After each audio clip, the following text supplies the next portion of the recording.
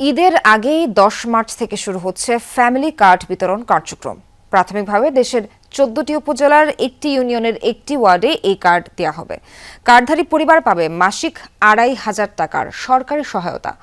প্রধানমন্ত্রী তারেক রহমানের সঙ্গে এই সংক্রান্ত মন্ত্রিসভা কমিটির বৈঠকে এই সিদ্ধান্ত নেওয়া হয়েছে। সমাজ কল্যাণ মন্ত্রী জানান, কার্ড বিতরণে কোনো রাজনৈতিক বা ধর্মীয় পরিচয় গুরুত্ব পাবে না। এদিকে দেশের স্বার্থ অগ্রাধিকার দিয়ে চট্টগ্রাম বন্দরে নিউ মেরিন কন্টেইনার টার্মিনালের বিষয়ে সরকার সিদ্ধান্ত নেবে বলে জানিয়েছেন বিডা চেয়ারম্যান। হট আর সুইটনেসের পারফেক্ট ব্যালেন্সে যে কোনো স্ন্যাক্সের আসল মজা আনে রুচি হট টমেটো সস। দেশের হতদরিদ্র, দরিদ্র ও স্বল্প আয়ের নারীদের স্বাবলম্বী করতে ফ্যামিলি কার্ড দেওয়ার রাজনৈতিক প্রতিশ্রুতি ছিল বিএনপি সরকারের। ক্ষমতায় আসার পর এ বিষয়ে সবচেয়ে বেশি গুরুত্ব দেন প্রধানমন্ত্রী তারেক রহমান। গঠন করেন অর্থমন্ত্রীর নেতৃত্বে মন্ত্রিসভা কমিটি। মঙ্গলবার কমিটির সদস্যদের সঙ্গে বৈঠক করেন প্রধানমন্ত্রী।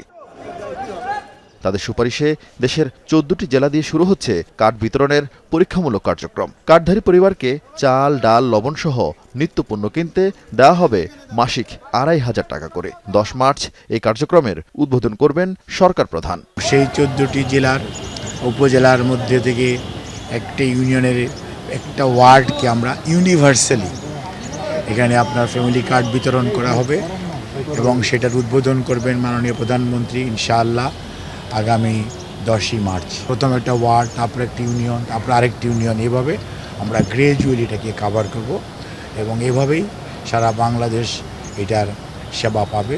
যে কতজন পাওয়ার উপযুক্ত ওই কতজনই পাবে।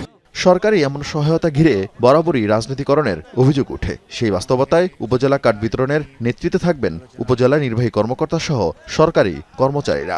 কোনো ধরনের রাজনৈতিক বিশ্বাস, কোনো ধরনের ধর্মীয় ডিসক্রিমিনেশন কিছুই হবে না। এটি হল ইউনিভার্সাল একটি কার্ড। প্রোগ্রামটা রাজনৈতিক, কর্মসূচি বাস্তবায়ন করবে সরকার এবং সরকারি কর্মকর্তা কর্মচারী উপজেলা পর্যায়ে এই ইউনিয়ন নেতৃত্বে আমাদের বিভিন্ন কর্মকর্তারা আছেন, তাদের নেতৃত্বে কমিটি থাকবে। ইনফরমেশন কালেক্ট করা হচ্ছে প্রত্যেক ডোর টু ডোর স্টেপস অ্যাপ্রোচের মাধ্যমে।